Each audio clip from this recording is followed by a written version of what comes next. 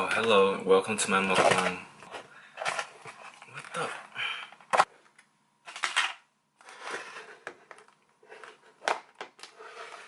Yes.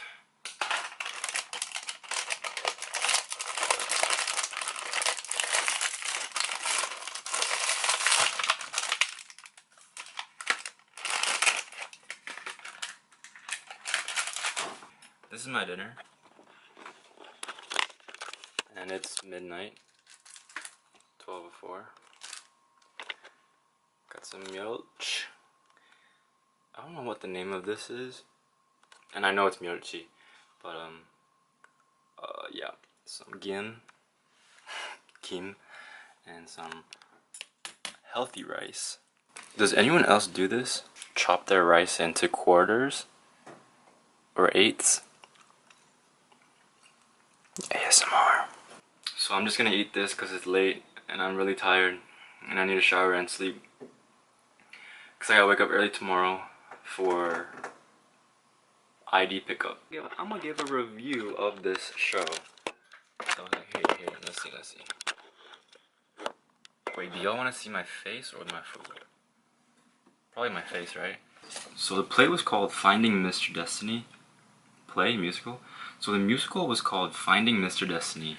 And this is a little flyer. It says, I just heard something.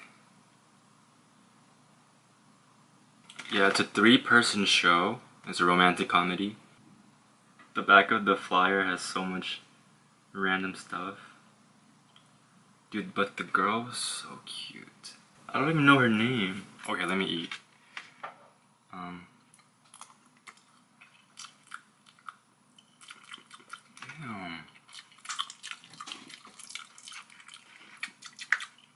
Tastes kind of funky, but it'll have to do because I'm starving. Yeah, the show started at 6. No, 7. But you had to be there by 6:50 because they were doing this subtitle thing for like foreigners where you had to like set up your phone so that it wouldn't be a disturbance to everyone watching and just so you could get a better context of what's going on.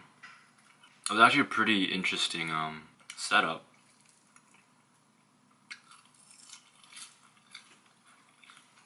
Is this a mukbang? I guess it is. My aunt or my emo made this food for me, so I'm super grateful. Oh yeah, so where was I? Let me just start off with the synopsis. So, okay, yeah, spoiler alert. So I'm pretty sure it's a trope I've already seen before. So first it started off, the main character. So he went to his boss and the boss had constipation. So in the bathroom, he went to his boss and he gave him like a project and then he got fired because the boss was like, this thing sucks, so you're fired. And so the dude, he was super sad, and then they introduced the girl.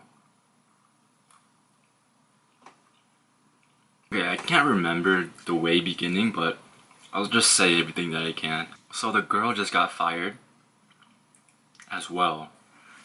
And so when she told her dad was like, because she's a journalist. Her dad was, her dad was, her dad was some military dude, and so it was like super strict. And so he said, you better go get that job back, or you better find somebody to marry and have a child and fulfill the population's purpose. And so she went to this first love finding organization or company. It's where they find a person's first love. And the thing is, the main dude, he created that company like years later, or as in the future.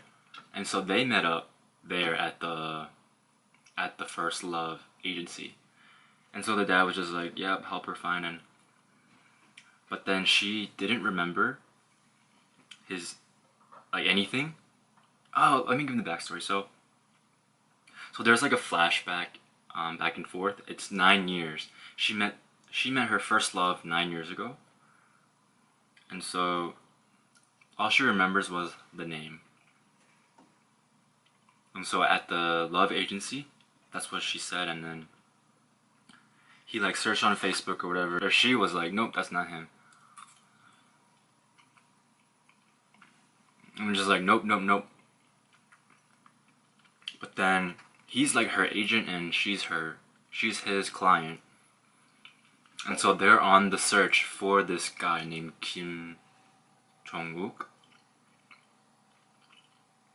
I'm pretty sure it was like a celebrity's name. I don't remember exactly.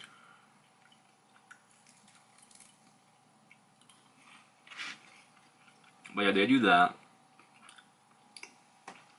So they've been spending a lot of time together, the man and the woman, because they're trying to find the woman's first love, right? And so they're finding all these people. They're looking for all these people with that name, Kim Jong-wook. And there's even like this monk. And so they went on a hiking trip to go to that monk, except they got lost. And then that night fell, and so they were stuck in the forest, or like the mountains. But then she started to fall for him. And so she kissed him that night.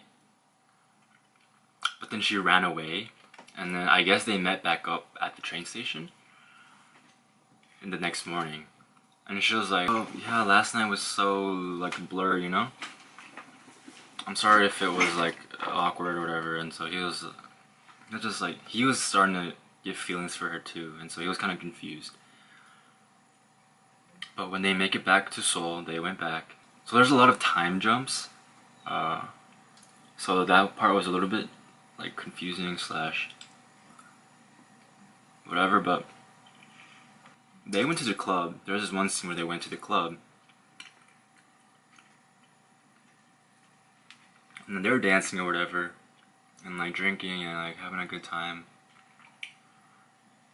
And then she ran out of the club abruptly because she started to like come onto the man.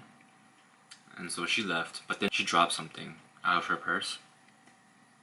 And what that thing was her first love's diary, and in that diary had his name. However, the name, instead of Kim Jong-wook, it was actually like Kim Jong-wook. So it was like a slight change in the name.